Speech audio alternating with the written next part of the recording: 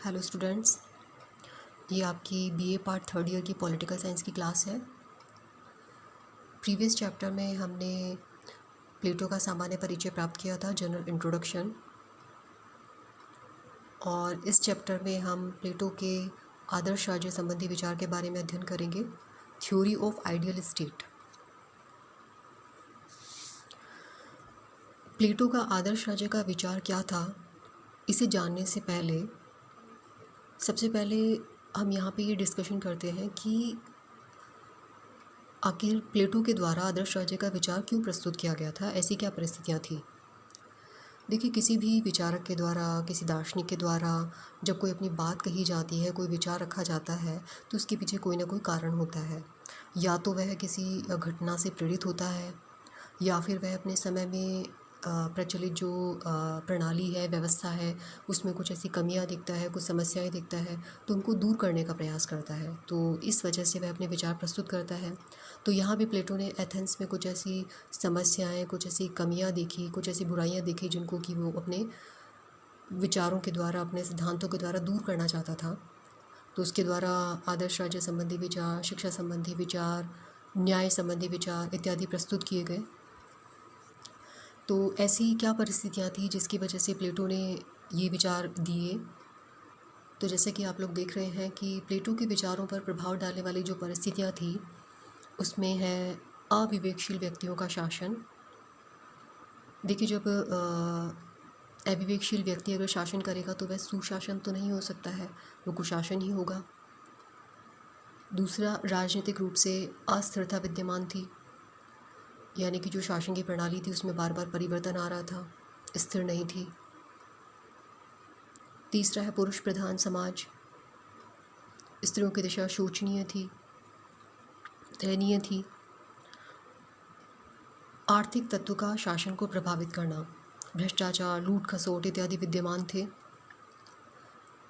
Lottery system के द्वारा नियुक्ति की जाती थी, इत्यादि कुछ ऐसे कारण थे।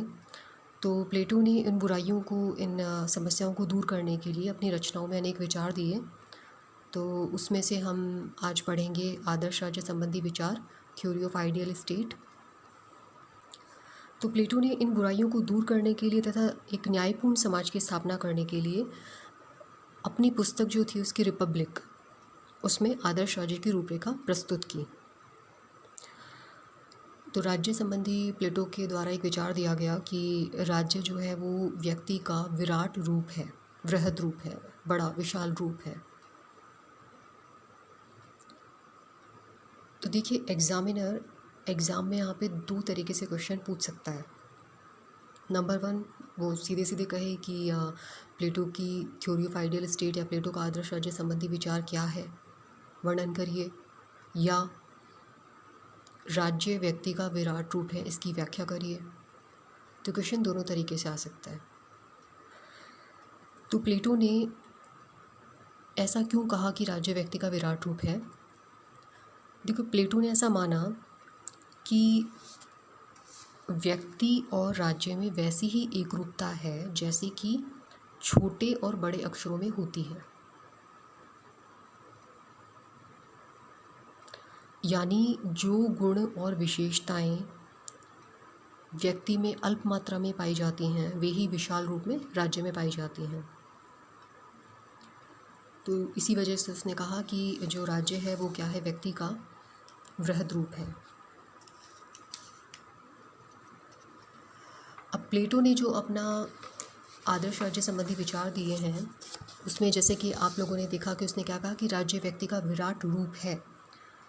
तो कहता है कि जो मनुष्य है, मानवीय आत्मा है, उसका निर्माण 3 तत्वों से होता है, 3 एलिमेंट से होता है।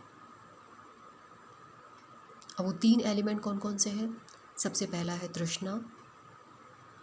तृष्णा को हम क्षुधा या भूख भी कह सकते हैं, इंग्लिश में कहेंगे एपेटाइट। दूसरा जो एलिमेंट है वो है साहस यानी कि स्पिरिट। और जो तीसरा है वो है विवेक यानी कि रीज़न। तो पहला जो एलिमेंट है यानी कि क्षुधा, एपेटाइट, तो ये वो एलिमेंट है, वो तत्व है जिससे व्यक्ति में किसी के प्रति प्रेम, घृणा, लगाव, इस तरह की इच्छा उत्पन्न होती है। अपने आप को सुखी संतुष्ट करने की इच्छा उत्पन्न होती है, तो वह होती है तृष्णा यानी क्षुधा की वजह से। दूसरा जो तत्व है वो है साहस यानी कि स्पिरिट। इससे व्यक्ति में महत्वाकांक्षा, प्रतिस्पर्धा, इस तरीके की भावना उत्पन्न होती है। और जो तीसरा तत्व है वो है विवेक यानी कि रीज़न। इसे क्या करता है, मनुष्य ज्ञान प्राप्त करता है, अपने वातावरण को समझता है, वो अन्य मनुष्यों को भी बताता है कि उनको कौन से कार्य करने चाहिए, कौन से कार्य नहीं करने चाहिए। तो ये अब चूँकि राज्य व्यक्ति का विराट रूप है, अब ये मानवीय आत्मा का निर्माण हो रहा है इन 3 तत्वों से, यानी कि ये 3 गुण राज्य में भी पाए जाएंगे। तो इस हिसाब से अगर किसी राज्य के नागरिक वीर हैं तो वह राज्य भी कैसा होगा, वीर होगा।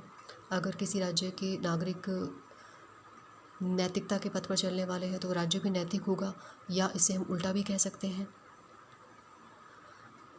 अच्छा, ये जो 3 गुण हैं ये सभी व्यक्तियों में समान नहीं होते हैं। कुछ में पहला गुण प्रधान होगा यानी कि डोमिनेंट होगा, कुछ में दूसरा गुण प्रधान होगा, और कुछ में ऐसा होगा कि तीसरा गुण प्रधान होगा। तो इस आधार पे अलग अलग गुणों की प्रधानता के आधार पे क्या होगा कि राज्य में 3 वर्ग देखने को मिलते हैं, 3 क्लास देखने को मिलती हैं। हमने 3 एलिमेंट्स देखे मानवीय आत्मा के, तो उस आधार पे क्या हुआ, राज्य में भी 3 क्लास देखने को मिलेंगी। ये देखिए इस प्रकार से आप बीच वाले कॉलम में देख रहे हैं गुण यानी कि मानवीय आत्मा का तत्व। इसमें हमने पढ़ा, तीनों गुण पढ़े हैं, क्षुधा, साहस और विवेक। तो इस आधार पर राज्य में 3 क्लास बनेंगी, 3 वर्ग बनेंगे। सबसे पहले गुण के बारे में बात करते हैं, क्षुधा। तो इससे जो वर्ग बनेगा, इससे जो क्लास बनेगी वो है उत्पादक वर्ग। उत्पादक वर्ग जो है इसमें वो लोग आएंगे जो पूरी तरीके से अपनी इच्छाओं के, आकांक्षाओं के वशीभूत होकर के, यानी उसी से वो अपना कार्य करते हैं, उनको इसी में आनंद मिलता है। अब इसमें कौन कौन से व्यक्ति आ सकते हैं, इसमें श्रमिक भी हो सकते हैं, इसमें कृषक भी हो सकते हैं, शिल्पकार या व्यवसायी कुछ भी हो सकते हैं। तो इनका लास्ट वाले कॉलम में आप देखिए क्या है इनका कार्य, उत्पाद। इनका जो हर क्लास का क्या होगा, अपने पर्टिकुलर कार्य। तो यहाँ उत्पादक जो वर्ग है उसका अपना एक पर्टिकुलर कार्य होगा, वह है उत्पादन करना, प्रोडक्शन। इसी प्रकार से हम मानवीय आत्मा के सेकंड एलिमेंट की दूसरे तत्व की चर्चा करेंगे, तो वो है साहस यानी कि स्पिरिट। इससे जो वर्ग बना है वो है सैनिक वर्ग। अब इसमें इस क्लास में वो लोग आएंगे जिनमें क्या होगी, साहस की प्रधानता। तो इसको इस क्लास को किससे प्रेम होगा, इस वर्ग को प्रेम होगा युद्ध करने से, अपने समाज से। तीसरा जो है आप देख रहे हैं वो है विवेक यानी कि रीज़न। तो तीसरे वर्ग में ऐसे लोग आएंगे जिनमें कि जो विवेक प्रधान होंगे। तो ये कैसे होते हैं, ये दार्शनिक होते हैं। उनको आनंद आएगा समाज की सेवा करने में। तो समाज की सेवा करने में उनको जब आनंद आएगा तो ऐसे व्यक्ति ही समाज का शासन चलाने के लिए सबसे उपयुक्त होते हैं। और इनका कार्य क्या हुआ, इनका कार्य हुआ शासन करना। तो पहली जो क्लास है उत्पादक वर्ग है, इसका कार्य उत्पादन करना। दूसरी जो क्लास है वो है सैनिक वर्ग, जिसका कार्य है रक्षा करना। और जो तीसरी क्लास है वो है दार्शनिक वर्ग, और उसका कार्य क्या है, शासन करना। इस प्रकार से प्लेटो जो है वो राज्यों को क्या मानता है, व्यक्ति का विराट रूप। लास्ट के जो 2 वर्ग हैं, सैनिक वर्ग और दार्शनिक वर्ग, इनको प्लेटो ने नाम दिया है राज्य का संरक्षक वर्ग यानी कि गार्जियन। उनको गार्जियन माना है।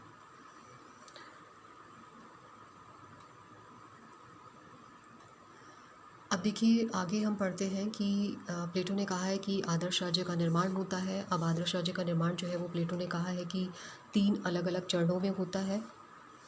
3 अलग अलग चरणों में किस प्रकार से होता है उसकी हम स्टडी करते हैं। सबसे जो पहला चरण है उसमें क्या होता है जिसकी वजह से आदर्श राज्य के प्रथम चरण में उत्पादक वर्ग का निर्माण हो पाता है। देखिए प्लेटो कहता है कि व्यक्ति की जो आर्थिक आवश्यकता होती है, आर्थिक आवश्यकता मतलब होगा भोजन, वस्त्र, आवास, या इसको हम सिंपल शब्दों में कहें तो रोटी, कपड़ा और मकान, ये सब क्या होती है, व्यक्ति की बेसिक नीड होती है। तो प्लेटो ने इस बेसिक नीड को राज्य की उत्पत्ति का प्रमुख आधार माना है। और प्लेटो कहता है कि व्यक्ति जो है वो इनकी पूर्ति के लिए किसी भी प्रकार का समझौता करने के लिए तैयार हो जाता है। ये जो आर्थिक आवश्यकताएं हैं कि कोई भी व्यक्ति अकेला पूरी नहीं कर सकता, अकेला समस्त आर्थिक आवश्यकताओं की पूरी नहीं कर सकता। इसके लिए उसको क्या करना होगा, उसको दूसरे व्यक्तियों का सहयोग चाहिए, साथ चाहिए, उनके साथ तालमेल बिठाना पड़ेगा, सामंजस्य करना पड़ेगा, तभी जाके उसकी आर्थिक आवश्यकताओं की पूर्ति हो पाएगी। अपने द्वारा जो तैयार की गई वस्तु है वो दूसरे लोगों को दे, दूसरे लोगों द्वारा तैयार की गई वस्तु को खुद ले, इस प्रकार से। तो जब इस प्रकार से वस्तुओं का आदान प्रदान होगा तो वो किसे जन्म देता है, वो कार्य विशिष्टीकरण तथा अहस्तक्षेप के सिद्धांत को जन्म देता है।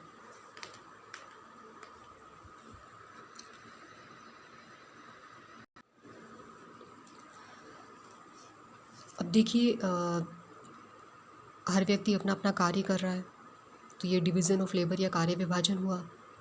और विशेषीकरण क्या हुआ कि व्यक्ति अपनी रुचि के अनुसार कार्य करता है, तो अपनी रुचि के अनुसार, अपनी योग्यता के अनुसार कार्य करते हुए क्या करता है, वस्तुओं का ज़्यादा से ज़्यादा उत्पादन करता है और एक ही कार्य में रुचि रखने लग जाता है। और ऐसा करते करते एक टाइम ऐसा आता है जिसमें जबकि उसकी एक ही कार्य में योग्यता जो होती है वो मैक्सिमम हो जाती है, यानी कि वो ऐसा कार्य करने लग जाता है जिसमें उसकी योग्यता पीक पॉइंट पे पहुंच जाती है।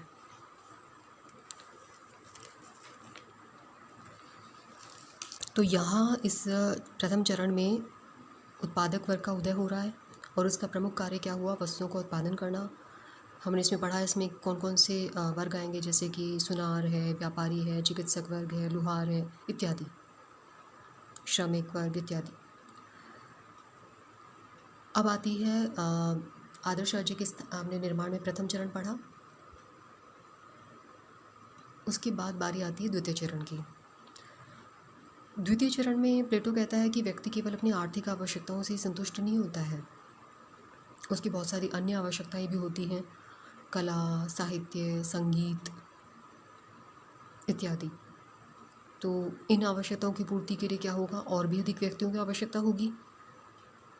अब जब और भी अधिक व्यक्ति होंगे तो उनके रहने के लिए, उनके भरण पोषण के लिए, उनके निवास के लिए सब क्या होगा, एक बड़े भूभाग की आवश्यकता होगी, और ज़्यादा ज़मीन की हमें रिक्वायरमेंट होगी।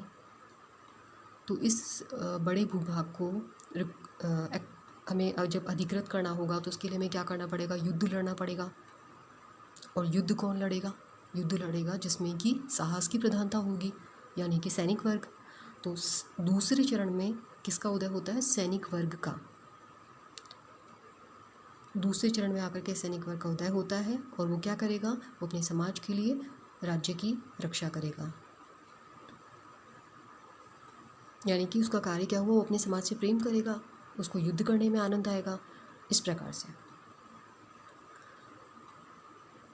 इसके बाद आता है तृतीय चरण। प्लेटो कहता है कि जो सैनिक वर्ग, जो अभी द्वितीय चरण में हमने पढ़ा सैनिक वर्ग, उसमें दोनों तत्व पाए जाएंगे, साहस भी पाया जाएगा और विवेक भी पाया जाएगा।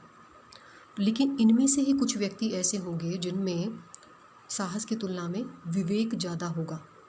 मतलब साहस तो है लेकिन विवेक की प्रधानता हो जाएगी। तो ऐसे जो व्यक्ति हैं उनसे कौन से वर्ग का निर्माण होगा, उनसे दार्शनिक वर्ग का निर्माण होगा। तो जो ये विवेकशील व्यक्ति है वो ही क्या है, प्लेटो का दार्शनिक शासक। और जैसा कि हमने पढ़ा कि इनका कार्य क्या होगा, इनका कार्य होगा राज्य का शासन चलाएंगे और साथ में जो बाकी की दो क्लास हैं उनमें समन्वय स्थापित करेंगे। तो ये इस प्रकार से प्लेटो ने बताया कि आदर्श राज्य का निर्माण जो है ये 3 चरणों में होता है, इस प्रकार से। आगे है आदर्श राज्य की उत्पत्ति के साधन।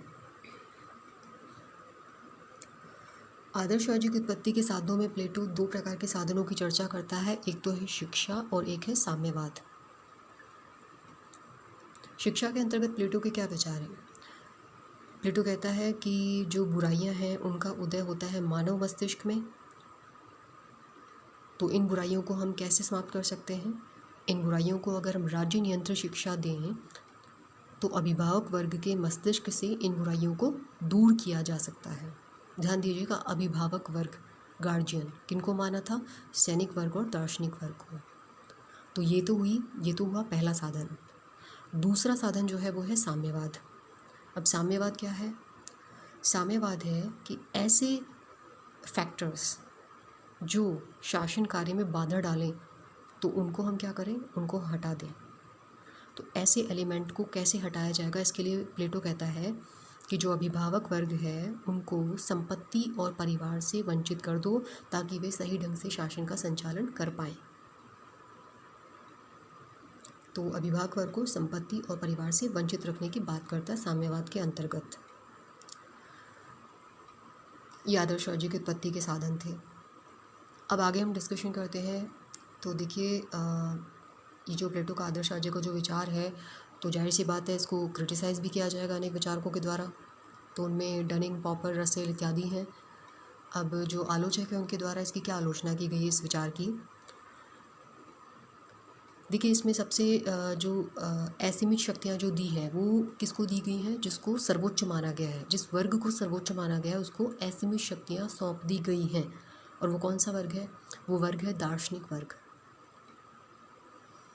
दूसरी इसकी आलोचना है कि हमने जो भी विचार पढ़े आदर्श राज्य के बारे में, उसमें हमने क्या पढ़ा कि जो हर वर्ग है वो क्या करेगा? अपनी अपनी योग्यता के अनुसार, रुचि के अनुसार कार्य करेगा। तो इसमें कर्तव्यों पर तो जोर दिया गया है लेकिन अधिकारों के बारे में कोई बात नहीं की गई है। तीसरी जो इसकी आलोचना है, जो उत्पादक वर्ग है, जो अधिसंख्यक है, बहुसंख्यक है, उसकी उपेक्षा कर दी गई है। हमने शिक्षा संबंधी जो साधन पढ़ा उसमें क्या उत्पादक वर्ग की चर्चा की गई थी?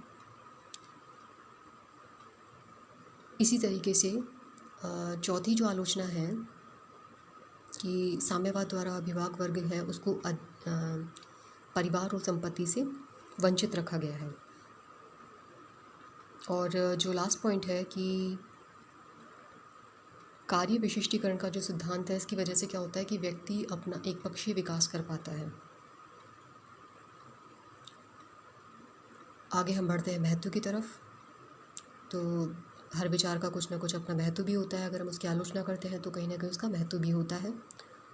तो देखिए, बात की जा रही है कि आदर्श राज्य का विचार, तो आदर्श का आदर्श होने की वजह से महत्व होता है।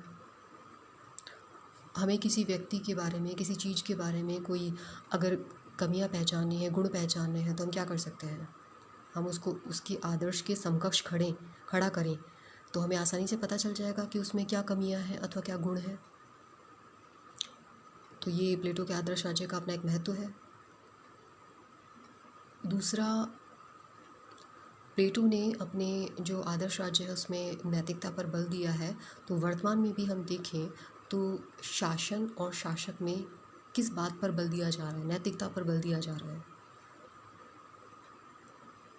कई एग्ज़ाम्स जो होते हैं उनमें एथिक्स का जो पेपर है वो भी इंक्लूड किया जाता है।